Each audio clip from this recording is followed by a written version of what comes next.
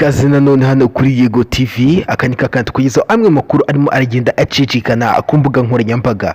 Agakanyiriro nta kintu tugiye kubagezaho uretse inzu y'agatangaza umuhanzi Tom Close yujuje mu karere ka Bugesera aho ni mu ntara y'Iburasirazuba. Reka mufata kanya ngushimire cyane wabashije kuwakora subscribe hano kuri Yego TV. Nagize ngo utarakora subscribe manuka ngaha ku magambo atukura ubashe kuwakora subscribe kugira ngo ukomeze kugena amakuru menshi ibiganiro byinshi Yego TV igenda gutegurira umunsi ku munsi.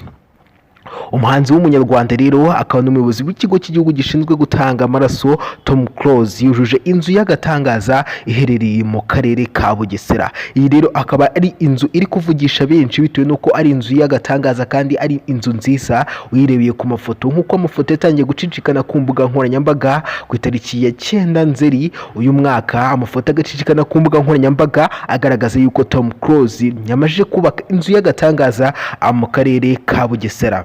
Inzu yo guturamo ni kimwe mu bigaragaza yuko umuntu yabashije kuba yatunga amafaranga ye neza yarangiza akanayajera kugira ngo abashe kuba yakubaka inzu. Rero iyo umuntu yubatse inzu nziza bibagaragaza yuko yinjiza amafaranga menshi ndetse ko ashobora kuba ari n'umukire bitewe n'inzu atuyemo. Inzu rero ushobora kuyireba ugahita umenya ese uyu muntu afite amafaranga angana iki. Rero Tom Close mu karere ka Bugesera akaba yubatse inzu y'agatangaza. Muyombo Thomas uzi nka Tom Close akaba ari umuhanzi wubatse izina rikomeye cyane mu myaka yashize ndetse na n'ubu ngubu akaba ari mu matwi ya benshi. Uyu muhanzi rero akaba amaje kuba yazamura inzu nziza cyane y'agatangaza mu karere ka Bugesera ahazwi nko mu Karumuna. Ni inyubako nini cyane ariko itageretse, akaba ari inzu ifite piscine inyuma. Uyirebeye inyuma mu mafoto yagiye acicikana ku mbuga nkoranyambaga akaba ari inzu nziza cyane rwose isize amarangi y'urwererane ndetse ikaba igizwe n'igipangu cyiza cyane kigizwe n'amakoro aboneka mu gace k'ibirunga hano muri kigo cyacu Rwanda.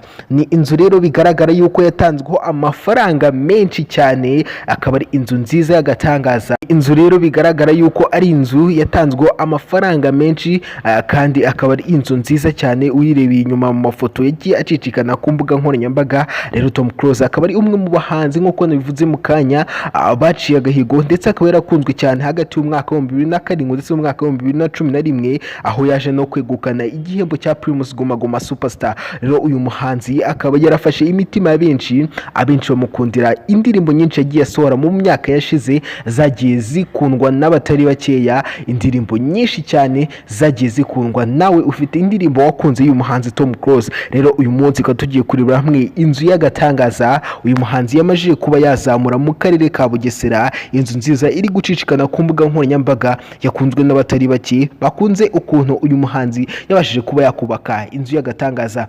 Amagambo menshi yagiye acicikana ku mbuga nkoranyambaga kubarebye aya mafoto cyangwa se kubarebye aya mafoto ari gucicikana ku mbuga nkoranyambaga bashimye Tom Close cyane bamubwira ko agomba kuba yashimirwa kuri iki gikorwa yabashije kuba yakora, bamwifuriza ishya n'ihirwe, bakomeza kuba bamubwira congratulations n'andi magambo menshi agiye atandukanye amushimira kuri iki gikorwa yabashije kuba yakora ndetse agatera imbere.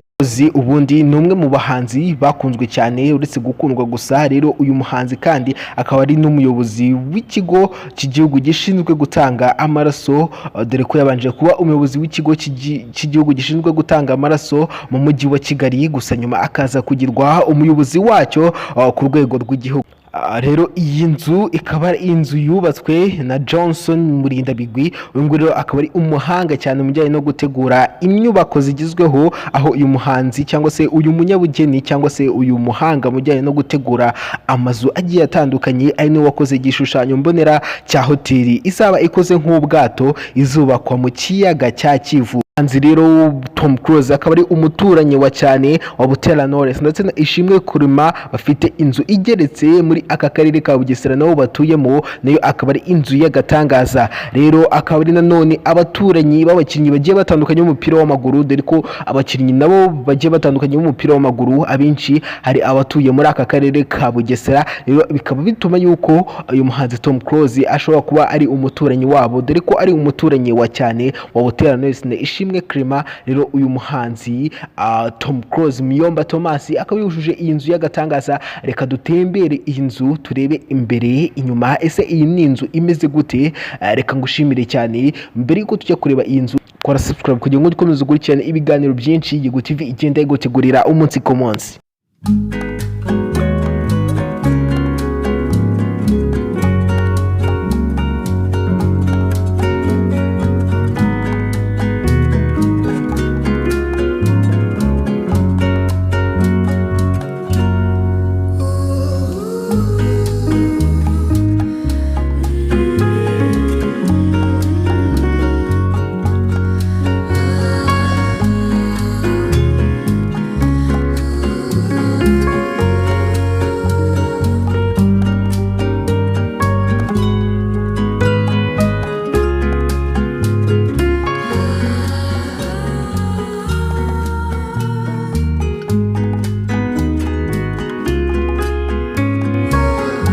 Urabona rero iyi foto nanone irakwereka neza inzu yitaruye. Urabona hari umuntu uhagaze ku muryango, abenshi batangiye kuvuga ko ari Tom Close, ariko ngiye bitewe nuko nabibonye ngo ntago ari we. Urabona ariko ko neza wagira ngo niwe uhagaze inyuma y'iyi nzu.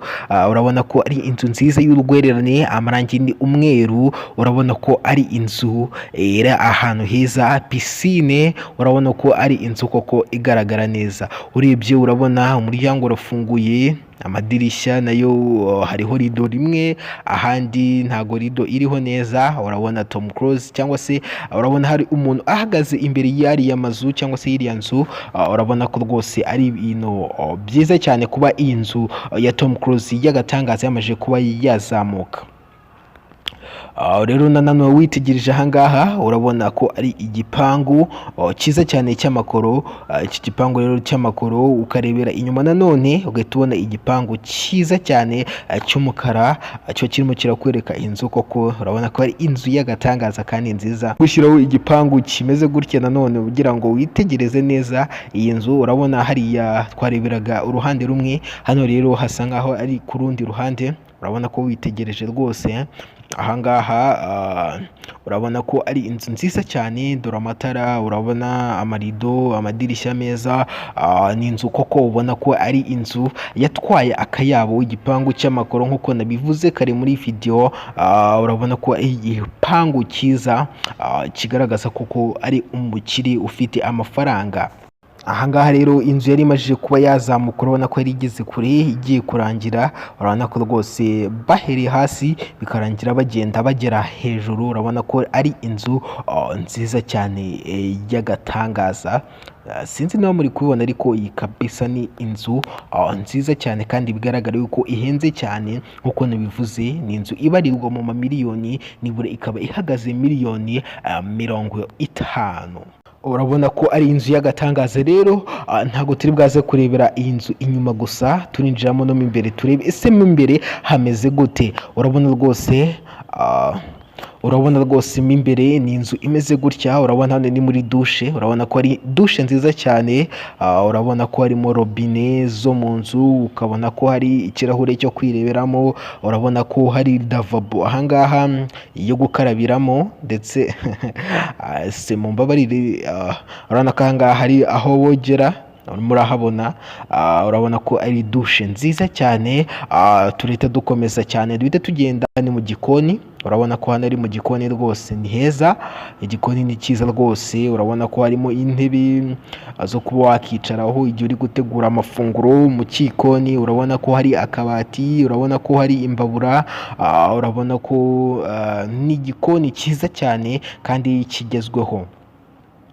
Urabona rero ahangaha iyi nzu, urabona uhagaze hanze uba uri kureba piscine. Urabona ko uba uri kureba inzu nziza cyane y'urwererane y'amatara, amarido amwe aba afunguye. Urabona ko iri inzu igaragara neza, amarido hari yarafunguye, umuntu ahagaze mu muryango, undi ahagaze ahangaha imbere ya piscine, n'undi yicaye kuri piscine. Urabona ko ari inzu nziza ukurikije uko abantu bicaye. Ni inzu igaragara yuko ari inzu y'amafaranga, ni inzu igaragara yuko ari nziza koko bitewe nuko nawe uri kubibona. Urabona ko ari inzu y'agatangaza. Nubwo Tom Close yirinze kuvuga igiciro cy'iyi nzu, biragaragara ko ari inzu ibarirwa mu mamiliyoni nibura 50 kuzamura. Inzu ikaba ihagaze nibura amafaranga arenga miliyoni 50 z'amafaranga y'u Rwanda bitewe n'ukuntu ari inzu igaragara neza. Urabona rwose ukuntu iri kugaragara ni inzu y'agatangaza.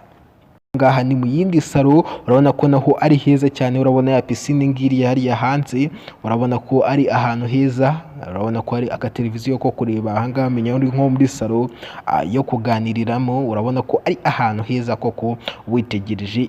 Ikaba ari inzu y'agatangaza koko, ikaba ari inzu yavugishije benshi, ikaba ari inzu nziza cyane abenshi bagiye bashimira uyu mugabo ku ntambwe yabashije kuba yatera.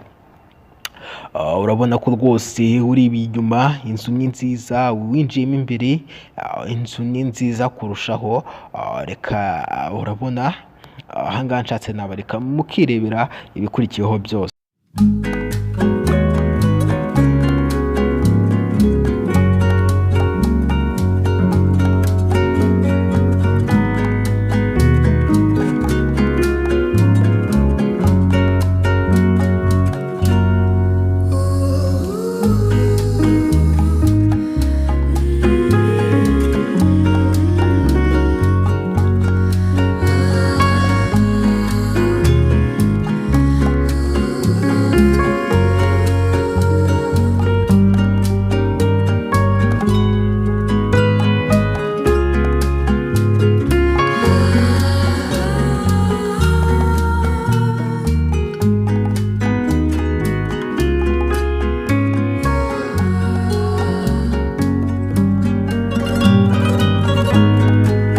Yes, reka ngushimire cyane wowe wanye natwe hano kuri Yego TV. Ndagize ngo ubwire ngo niba utarakora subscribe, umanuka ngo ku magambo atukura ubashe kwakora subscribe ngo ujye ukomeza kurikirana amakuru menshi, ibiganiro byinshi Yego TV igenda igutegura umunsi ku munsi. Wakoze kubana natwe, ciao ciao, naho utaha.